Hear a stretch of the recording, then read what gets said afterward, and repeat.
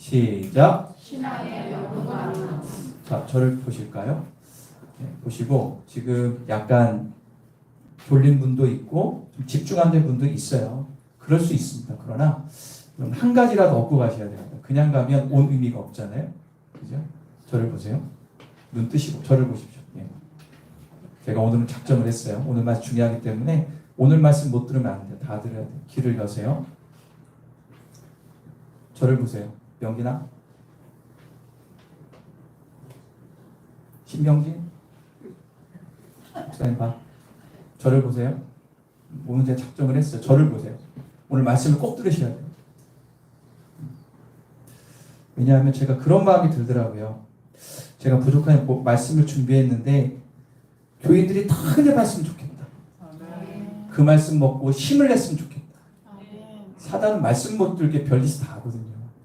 나왔으니까 은혜 받고 돌아가셔야 돼요. 세상이 만만치 않습니다. 나가면 비젤리인데 거기다 넘어간 사람이 얼마나 많아요.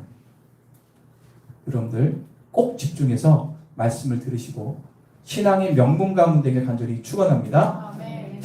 자, 저번 주까지 느헤미야서 얘기를 했죠. 수많은 유혹과 생명 위협 가운데서도 느헤미야는 해냈죠. 뭘 해냈어요? 많은 사람들의 위협 가운데도 하나님의 약속의 말씀을 믿고 52일 만에 성벽을 보여줘야죠. 사진을. 예, 멋있게 했죠. 예, 영화 상장면 같은데 일단은 느헤미야라고 이제 추정해서 영화에서 하나 가져왔어요. 당당한 느헤미야의 모습을 찍은 겁니다. 그러니까 믿음 흔들린 52일 동안 예루살렘 성벽을 재건을 완성합니다. 대단한 사건입니다. 그래서 백성들이 모여서 하나님 앞에 느헤미야와 에스라의 말씀을 듣고 회개하고 감사하며 예배를 드려요. 아마도 이런 장면일 것 같아요. 상상도인데요. 그들이 뭐 하나님께 예배를 드립니다. 사진. 네. 이게 사람들이 앞에 와서 앞에서 에스라가 말씀을 외치면서 백성들도 듣고 그래서 말씀을 들으며 은혜 받는 그 장면을 이렇게 상상본데 아마 저렇게 예비하지 않았을까라고 추정하고 있습니다. 수많은 사람들이 성벽 재건을 통해서 하나됨의 역사를 이룬 거죠. 너무나 감격적인 순간입니다. 그런데 중요한 게 이제부터 현실이에요. 너무너무 좋은데 현실적으로 부딪히는 게 있었습니다. 그게 뭐냐? 성벽은 완성되고 그 안에 성전은 있는데 그 안에 사는 백성들이 별로 없어요. 여러분들 성이 있으면 그 안에 사람들이 살아야 될 것 같은데 사람들이 별로 없는 거예요. 왜냐하면 그동안 140년 동안 성벽이 없는 채로 무방비 상태로 예루살렘에 방치되어 있었어요. 수룹바벨이라는 사람들이 1차로 포로기한할 때 성전은 졌지만 성벽이 없었기 때문에 거기에 거주하는 자체가 위협이 됐어요. 왜냐하면 요 예루살렘 성 주변에는 적들이 빙빙 둘러서 거주하고 있었기 때문에 언제나 힘들었어요. 위협이 있었죠. 거기다가 여기 땅은요 농사 짓기에 알맞은 곳이 아니었기 때문에 그렇습니다. 그러다 보니까 성전과 관련된 사람, 지도자, 제사장들 빼놓고는 거주하는 백성들이 거의 없었습니다. 하나님이 거하는 거룩한 성읍 예루살렘이 되기 위해서는 거주하는 사람이 많아야 되는데 성전을 관리하고 적들로부터 지켜내야 되는데 사람이 없었다는 것은 큰 문제가 됐죠. 다들 선뜻 나서지 못해요. 눈치 보는 거죠. 왜냐하면 원래 이 사람들은 자기의 삶의 터전이 예루살렘 밖에 있었기 때문에 그걸 다 정리하고 재산 팔고 다시 예루살렘 성에 들어서 사는 것이 쉬웠을까요? 어렸을까요? 어려웠습니다.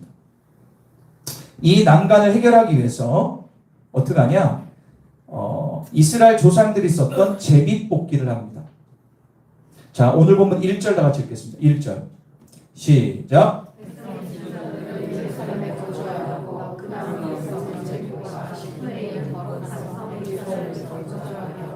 그 10분의 9는 다른 소금에 자 여기를 보세요.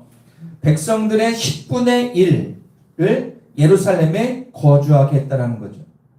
제비를 뽑은 거예요. 여러분들 제비 뽑는 게 성경적입니다.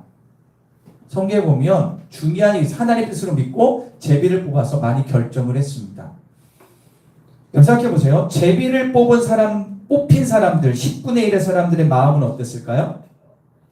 사명감에 불타서 야 감사합니다 했을까요? 아니면 큰일 났네.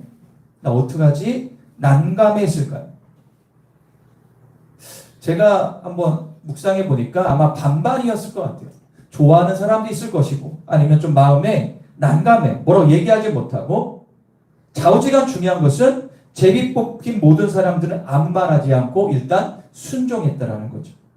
그런데 더 놀라운 사실은 2절 다 같이 읽겠습니다. 2절 시작.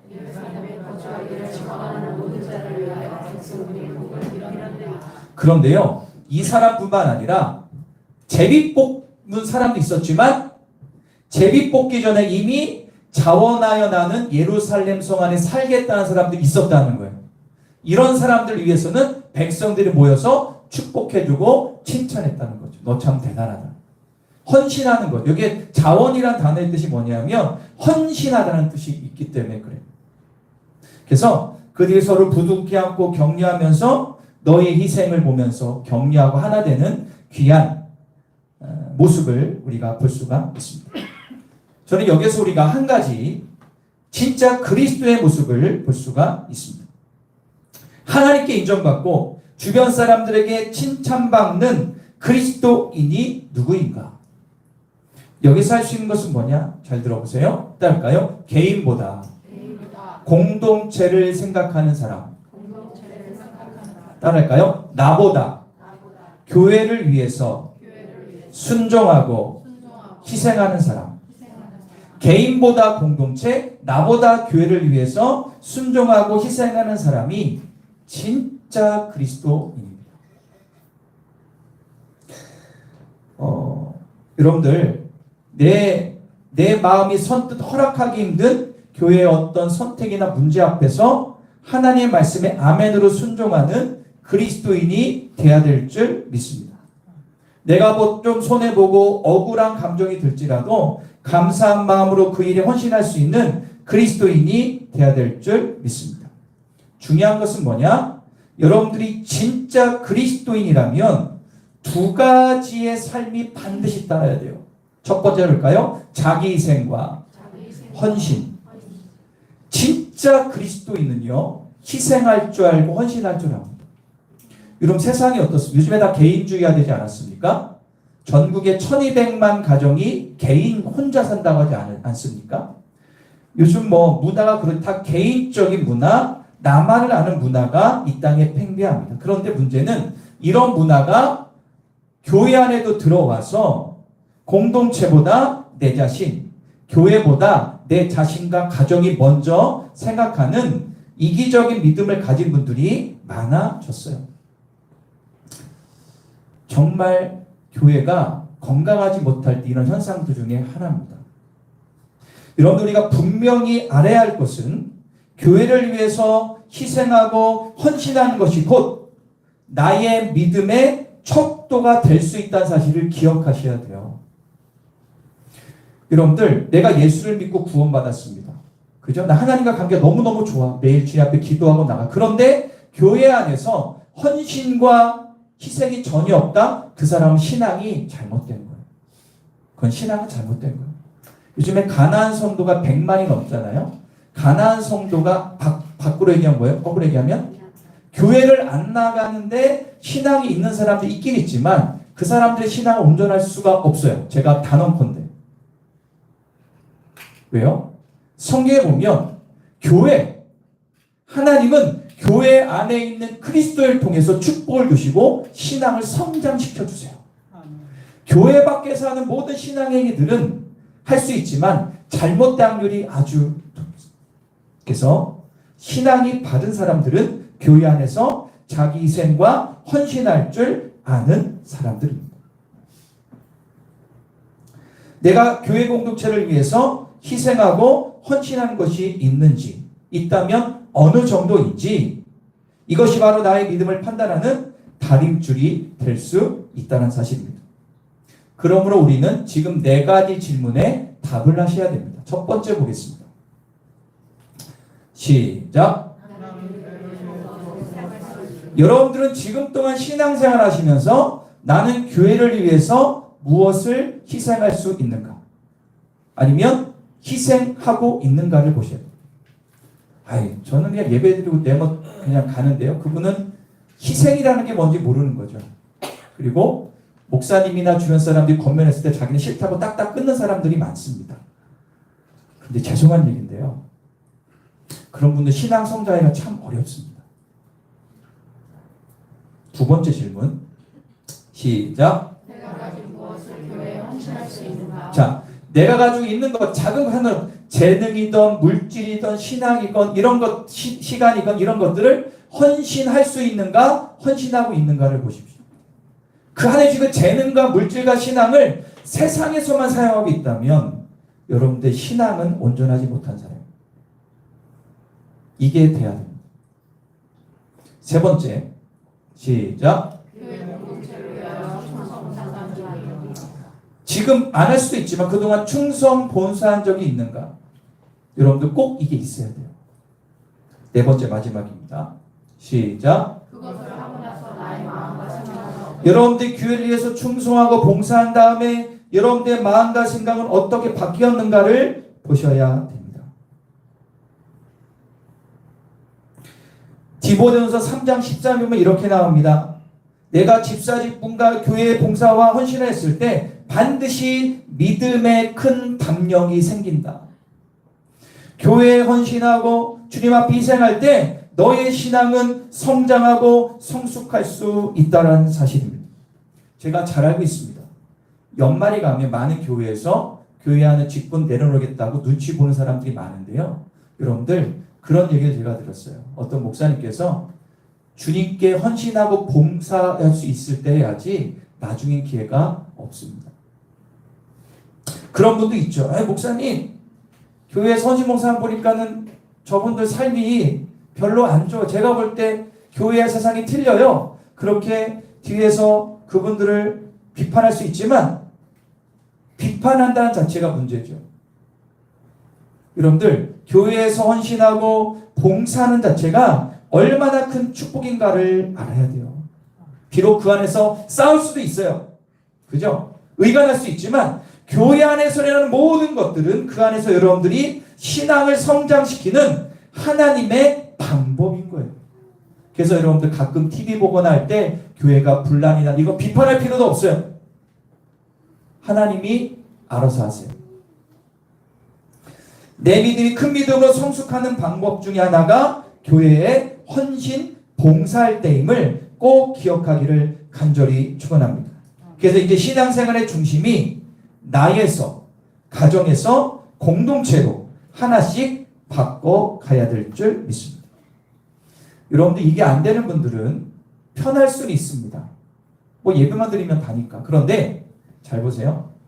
여러분들이 그렇게 신앙생활 하시면 진짜 신앙이 성숙하기가 쉽지 않아요. 그리고 내 영적인 문제가 있는지 없는지도 모르는 분들이 많습니다. 그러다 보니까 맨날 다람쥐 챗배 그렇게 신앙생활 하는 거예요. 그러다가 여러분들 예수님 앞에 심판대에 섰을 때 여러분들 뭐라고 할 겁니까? 국현아 아까 뭐 하다 왔냐? 그럼 어떻게 답할 거예요? 저요? 주일 예배만 드리다 왔어요. 저요? 그냥 뭐 11조 내고 좀 하고 왔어요. 여러분 그렇게 하면 하나님 뭐라고 할까요? 나는 너 모른다. 마태복음 7장에 뭐라 나오죠? 나는 귀신을 쫓아냈고 말씀을 전했는데 주님 뭐라 했어요? 나는 넌 모르겠다라는 거예요.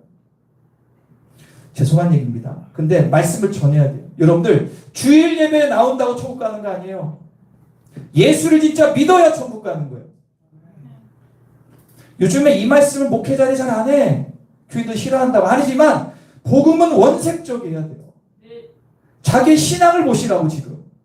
내 신앙을 가지고 주에서 심판 주님 뭐라고 할까? 그거를 보셔야 돼요. 그 중에 하나가 뭐라고요? 헌신과 봉사할 때 나의 믿음이 회복하고 성숙할 수 있다는 사실을 꼭 기억하기를 축원합니다. 두 번째로 넘어가는데요. 그 두 번째입니다.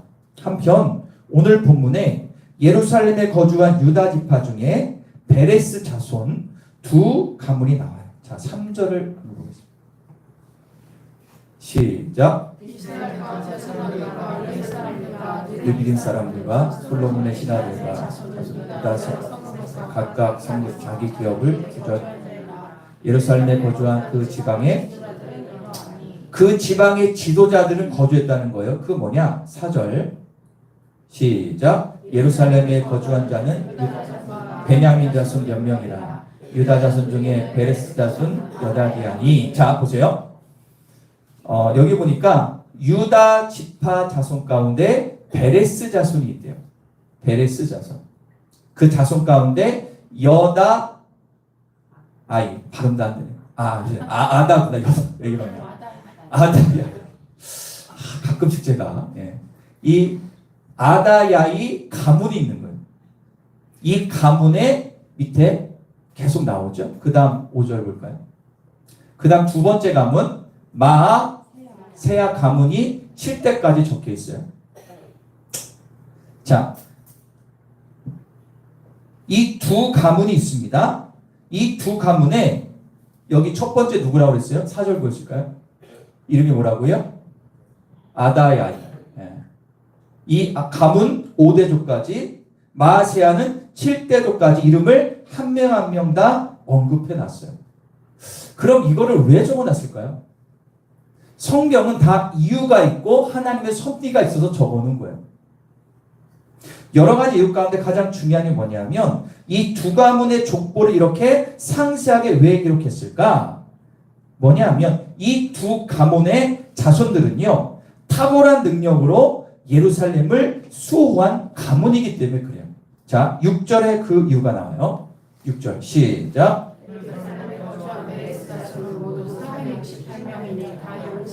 자, 이 가문에 속한 사람들이 몇 명? 468명대 다 뭐다? 할까요? 용사였더라. 여기 용사라는 뜻이 뭐냐면 군사력도 있고 재정의 능력이 뛰어난 사람을 얘기해요. 그러니까 이 집안 자체는요, 부유한 집안이었고, 이 당시에는 개인 군사가 있을 정도로 아주 부유했고 명예가 있던 집안, 아디야와 마아세야 가문이었어요.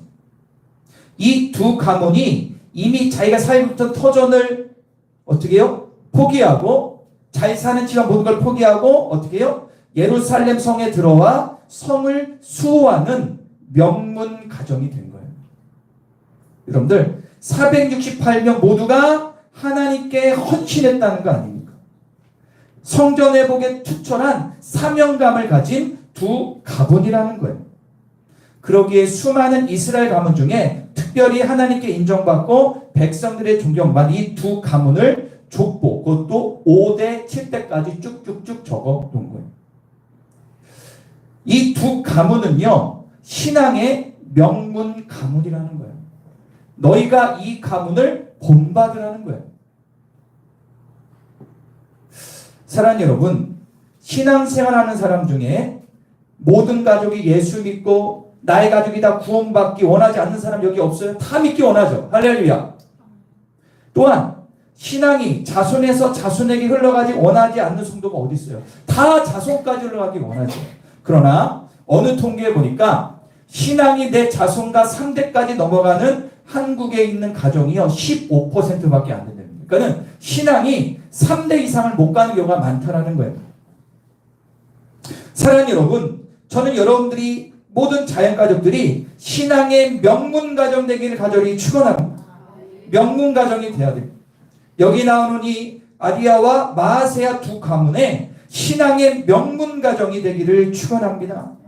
그런데 이 두 가정이 어떻게 명문 가정이 됐는가? 첫 번째는 뭐냐?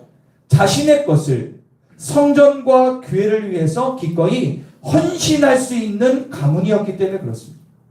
두 번째로 교회를 사랑하고 아끼는 투철한 사명감이 있는 가문이었기 때문에 그렇습니다. 그리고 마지막으로 신앙생활에서 하나님이 드러나는 가정이었기 때문에 그렇습니다. 바꿔서 얘기하면 여러분들이 진정으로 명문 가정이 되게 원하신다면 교회를 위해서, 공동체를 위해서 헌신하십시오. 두 번째로 교회를 사랑하고 아끼는 추천한 사명감을 가지기를 축원합니다. 마지막으로 우리의 가정을 통해서 예수 그리스도가 드러나는 향기를 뿜는 가정 되기를 간절히 축원합니다. 그리고 꿈꾸고 기도하고 행하시면 됩니다. 그러면 어떠한 축복을 받는가? 세 가지가 있습니다.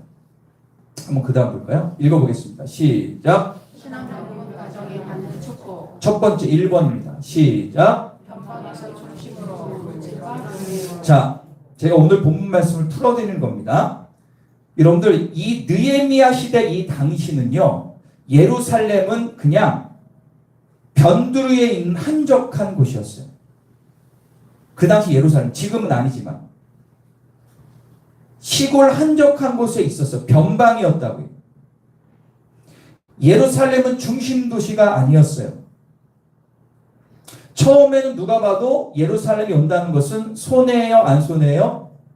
세상적으로 봐도 손해죠. 이 두 가문의 위로 올라가면 베레스 가문인데, 이 베레스 가문은요, 믿음으로 삶의 터전을 옮긴 겁니다. 아브라함이 옮긴 것처럼.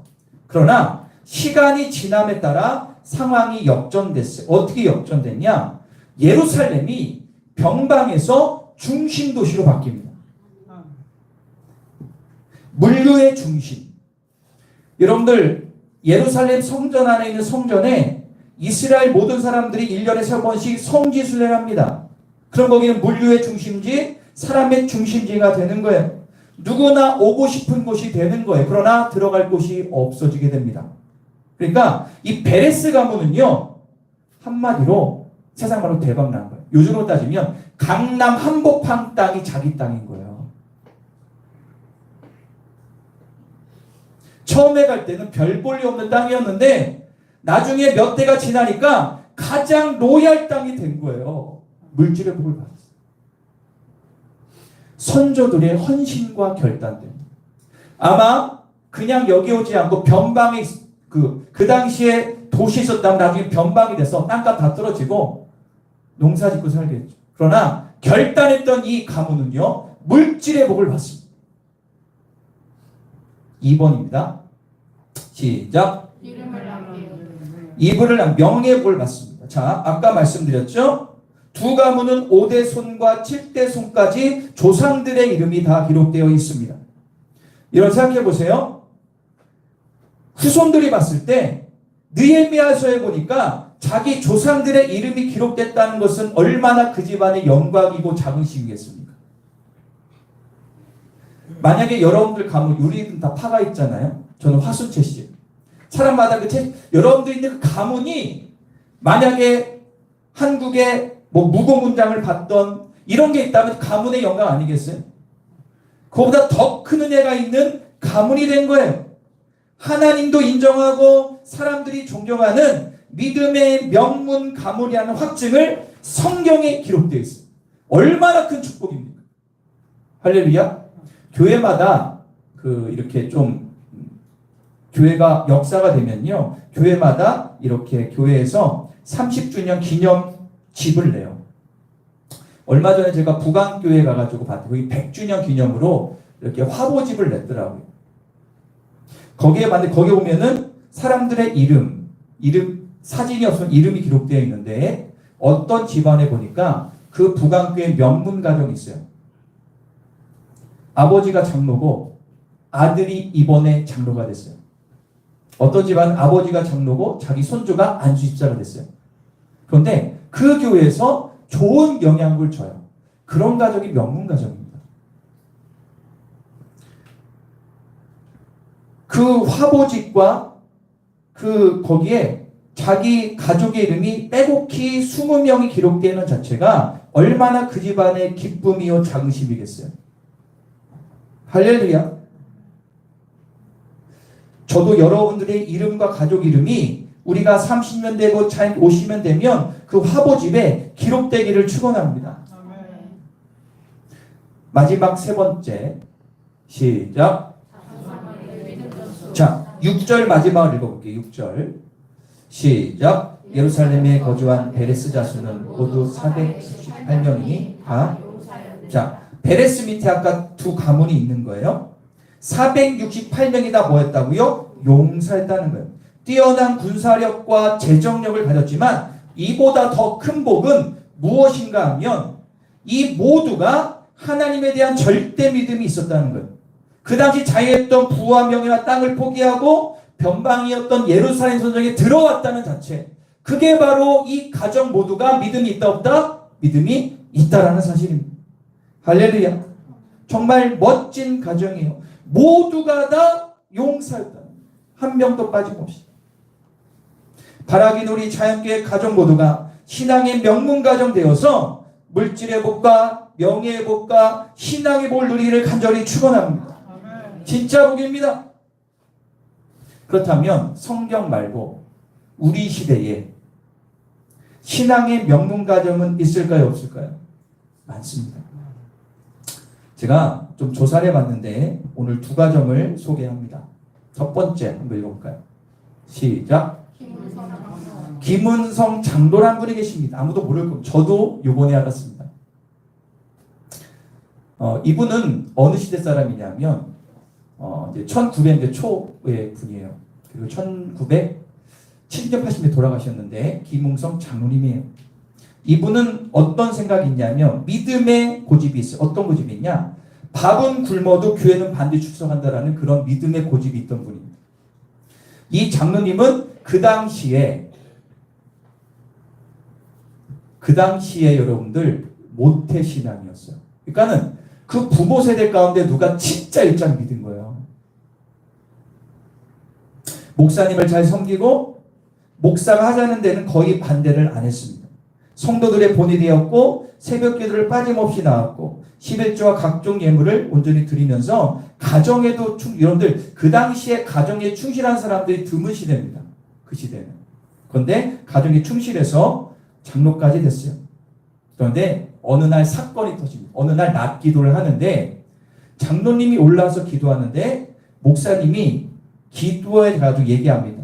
장로님 오늘은 기도하지 마시고 다른 분이 기도할게요 라고 얘기하는 거예요. 이게 뭐지? 좀 황당할 거 아닙니까 목사님이. 이유가 뭐냐? 정장을 입지 않았어요. 오해하지 마세요. 그 당시에는 장로님이 강대상에 와서 설교할 때는 반드시 정장을 입는 그런 게 있었나 봐요. 그 시대에는 꼭 입어야 됐었나 봐요. 그래서 목사님이 조심스럽게 얘기를 한 거예요. 그래서 다른 장로님이 어떻게 해요? 대신 기도를 한 거예요. 목사님의 야속했지만 순종했고 그냥 예배 뒷자리에 가서 혼자 울었대요. 울은 이유가 뭐냐면 양복 살 돈이 없는 거예요. 장로님입니다. 자녀가 팔남매입니다. 팔남매를 키우다 보니까 그 당시에 양복이 어디 있어? 그래서 새벽 때 이렇게 하나님 저에 대해서 가난을 끊어주십시오. 간절히 기도했대요. 하나님 가난을 끊어달라고. 한 번은 이 두 장로님과 권사님 부부가 추운 새벽에 이제 새벽길을 가다가 빙판길에 넘어져서 논두렁에 빠진 거예요. 얼마나 추웠겠습니까? 그래서 얼른 일어나서 집에 들어가 다시 옷을 갈아입고 뛰어서 교회를 갔어요. 그리고 하나님 앞에 이렇게 기도하면 하나님 아들 5 장로 딸 3 권사가 되기를 간절히 원합니다라고 이 장로님 부부가 기도한 겁니다. 그리고 그 후에 응답돼서 5 아들이 장로가 되고 3 딸이 권사가 됐어요. 이분이 누구냐? 안산에 있는 안산제일장로교회 고 김웅성 장로님의 이야기예요. 아주 유명해요. 그래서 장남은 김홍규 장로인데 순천 동북교회 장로 아마 지금 돌아가셨을 겁니다. 순천 매산고 교장을 지냈고 호남 기독학원 이사로 지냈고요. 나이가 많은 70 넘은 연세에서도 불신자 전도에 힘썼다고 합니다. 둘째 아들은 김경규 장로고 서울 복음교회 장로로 명보주식회사 회장이고 셋째 아들은 김성규 장로 장안교회 장로고 유성 TNS 주식회사 회장이고 넷째 아들 김명규 장로는 인천제일교회 장로이고 14대 15대 국회의원을 지냈고 그리고 국가조창기대 부회장을 역임했고 마지막 다섯째 아들 아마 여러분들 아실 수 있는 분인데 김순규 장로입니다. 서울 할렐루야교회 장로고 법무부 장관을 역임했고 국정원장을 역임했어요. 그리고 큰 딸은 김은혜 권사로 승주 소망교회 권사고 둘째 딸은 김은덕 권사로 한마음 장로교회 권사고 셋째 딸은 김은자로 예손 장로교회 권사입니다. 사진을 보여주세요. 이게 2000년 10며칠 날 국민일보에 난 가족 사진입니다. 김은성 장로님, 박여국 권사 두 분 다 돌아가시고 나서 이 가족들이 부모님의 신앙을 기도 매년 연말 연초에 같이 모여서 예배해요. 120명, 100명. 그래서 저기 중간에 있는 어르신들이 다 김문호 장로의 아들 5명. 그 옆에 권사 앞에 있고 그런 거죠. 그래서 이렇게 매년 모이면 뭐하냐? 여기 있는 가장 어른이 김은성 장로님을 소개하고 우리 할아버지 증조하 이랬다 설명해주고 모여서 1년 동안 성경 풍동한 가족에게 선물 주고 그리고 특별 찬양하고 연주하고 세배도 드리면서 장학금도 주고 그리고 가족이 하나 되는 시간이 되는 거죠. 그래서 여기에 왔던 많은 목사님, 김사만 목사님이나 소강선 목사님이 여기 와서 예배 때마다 은혜 받고 돌아가신댔어요. 진짜 명문 가정이구나. 할렐루야. 그래서 전 국정원장이었던 김순규 장로님은 이렇게 얘기합니다. 5대에 걸쳐 예수를 믿는 우리 가족이 하나님을 경외하고 말씀대로 순종해 이 사회에 좋은 영향을 끼치기를 원합니다.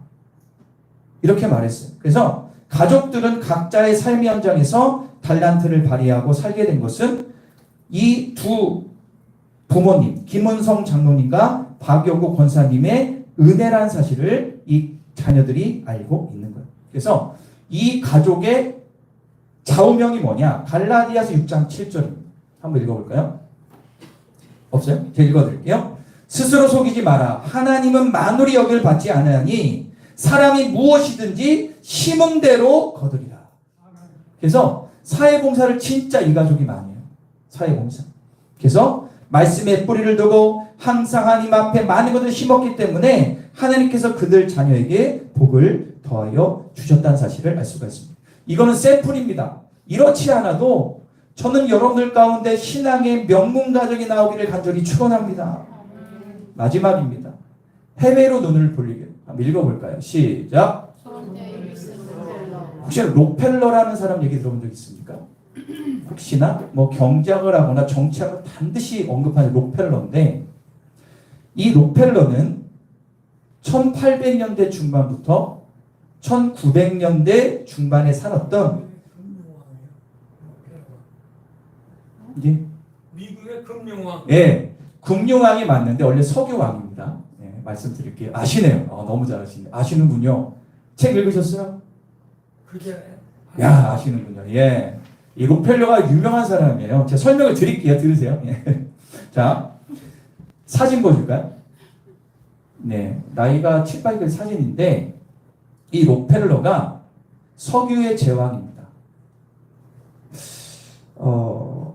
이 록펠러에 대한 자세한 얘기 나중에 기회 되면 말씀드리고 오늘 그거 할 시간이 없기 때문에 이 록펠러는요, 독실한 기독교 집안에서 커서 어머니가 좀 이 록펠러 집안을 아주 양육을 아주 좀 세게 했습니다. 그래서 10가지 원칙을 정해놓고 아이들을 어려서부터 키웠어요. 이 10가지 원칙은 많은 분들이 아는 원칙. 이거를 신앙의 교훈으로 삼아가지고 많은 분들이 집에서 이걸 붙여놓은 가정도 많이 있죠. 참고적으로 이 록펠러라는 사람은 누구냐? 미국의 그 경제공황 전에부터 지금까지 전 세계에서 지금 동안 가장 많은 부를 가졌던 사람입니다. 지금 여러분들 전 세계 부가 가장 많은 사람이 일론 머스크라고 하죠. 일론 머스크가 미국의 GOP인가의 0.8%를 가지고 있는데 이 록펠러는 그 당시 3%를 가지고 있었다. 뭐 상상할 수 없는 부를 누렸죠. 그의 주는 아니고요. 이 사람의 핵심은 10가지 신앙의 교훈이 있습니다. 1번 읽어볼게요. 시작. 너희 모든 공급자는 하나님임을 인정을 하는 거예요. 자, 2번 시작. 목사님은 하나님 마음으로 섬겨라. 목사님과 좋은 관계 속에서 하나님의 말씀을 듣고 따르는 것이 축복된 기름을 가리킨 겁니다.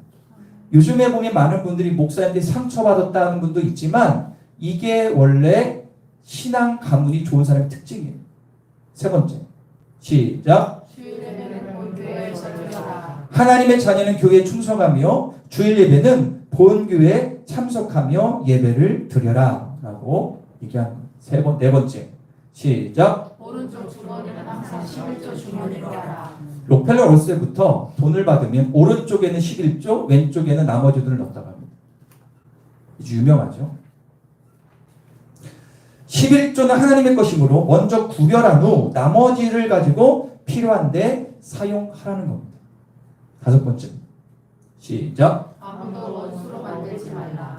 다른 사람과 관계가 안 좋으면 사람들이 거리를 두어 일마다 장애율수가 될 수 있기 때문에 원수를 만들지 말라는 것. 여섯 번째 시작. 아침에 목표를 세우고 기도하라. 하루에 시작하기 전에 오늘 해야 할 일을 하나님께 맡기며 함께하여 주기를 기도하는 것 너무너무 중요하다는 거죠. 일곱 번째 시작. 잠자리에 들기 전 하루를 반성하고 기도하라. 알게 모르게 계속적으로 짓는 죄를 가능한 빨리 회개하고 죄로 인한 고통에서 피할 수 있어야 한다는 거죠. 여덟 번째 시작. 아침에는 꼭 하나님의 말씀을 읽어라. 하나님께서 말씀하시는 것을 들으려는 시간이 필요한 거죠. 아홉 번째 시작. 남을 도울 수 있으면 힘껏 도우라. 도와준 일에 대해서 절대로 나팔 불지 말고 알게 모르게 힘껏 도우라는 거예요. 마지막입니다. 시작. 예배 시간에 항상 앞에 앉으라. 예배 드리고 말씀 드리게 누구보다 앞장서서 하려는 노력이 필요하다는 거. 이 10가지예요. 그래서 이 10가지 때문에 여러분도 많이 들었던 것 같죠. 그러나 다 지금 이 시대 리더십을 강의한 분들이 이거를 근거로 많이 얘기합니다. 이걸 록펠러는 철저히 지켰어요. 이렇게 신학의 원칙을 가지고 그대 실천하며 살았던 록펠러는 지금까지도 전 세계 가장 많은 불을 낸 기업인으로 그리고 은퇴 후에는 록펠러 재단을 만들어서 많은 자선 사업을 하고 있고 지금도 전 세계에서 카네기 재단과 록펠러 재단 이 두 재단이 가장 많은 봉사를 하고 있습니다. 록펠러 재단입니다. 제가 이거를 읽으면서 그런 마음이 들었어요.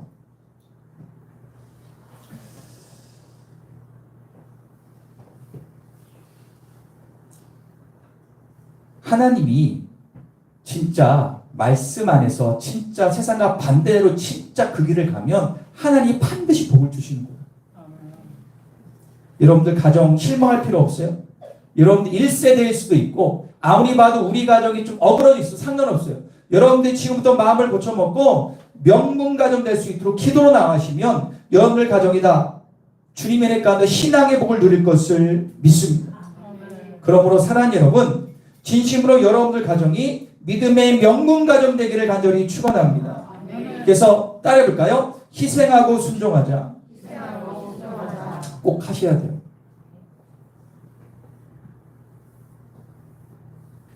이동원 목사님이 심무하고 계셨던 교회에서 하루 그런 설교를 했답니다. 한참 IMF 때 여러분들 지금 세상이 어려운데 전셋값 월세를 좀 내리십시오. 그렇게 설교를 했어요. 왜? 세상은 다 올려가지만 믿는 사람들은 달라야 됩니다. 했는데 다들 얼굴이 이상해진 거예요. 목사님 이상한 얘기하고 있네. 근데 놀란 사실은 거기에 순종하는 몇 가정이 있었다는 거예요. 세상과 반대 정신으로 살아라. 그래서 여러분들 희생하고 순종하셔야 돼요. 나보다 타인을 나보다 교회 공동체를 섬기고 헌신하기를 축원합니다. 사명감을 갖고 헌신하시고 믿음으로 살아가시기를 축원합니다. 마지막으로 예수 그리스도만 드러내는 가족 되기를 간절히 축원합니다. 저는 오네요. 우리 교회에서 거부가 나오기를 축원합니다. 저는 기복신앙을 싫어하는 사람이지만 예수를 잘 믿고 주님 안에 있어서 거부되는 것은 축복입니다. 그래서 우리 교회에서도 많이 섬기는 사람이 나오면 좋겠어요. 대신 겸손해야 되겠죠. 물질과 명예와 신앙을 받는 열매가 주렁주렁 달리는 진짜 명문 가정이 우리 교회에서 나오기를, 바로 여러분들 가정 되기를 간절히 축원합니다. 기도하겠습니다.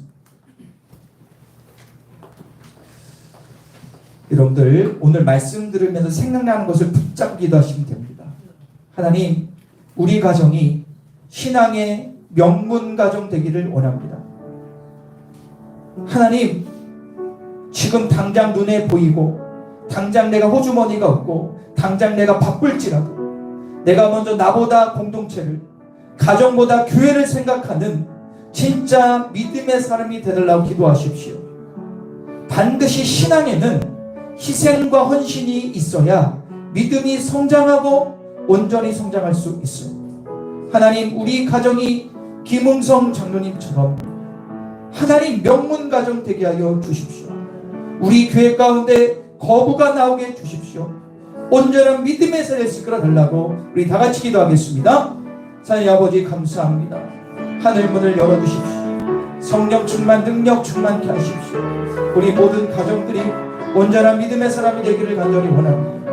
하늘 문이 열려지기를 원합니다.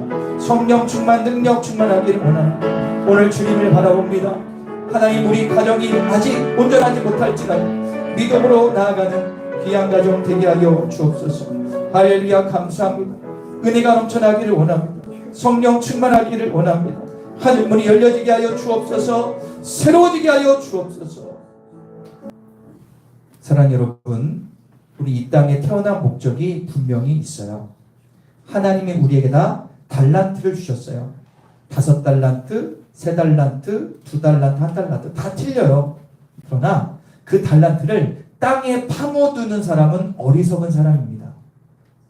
내가 예수를 믿으면서도 그 엄청난 달란트를 파묻고 교회에 왔다 갔다 하고 예수 믿는 거 그걸로 만족하면 안 돼요. 여러분들, 달란트를 활용하셔야 돼요. 믿음으로 도전하셔야 돼요. 그 출발이 바로 교회 공동체 안에 들어오고 헌신하고 희생하는 겁니다. 하나님, 우리 모든 자연계 가족들이 자기 달란트를 활용할 수 있는 은혜를 주옵소서.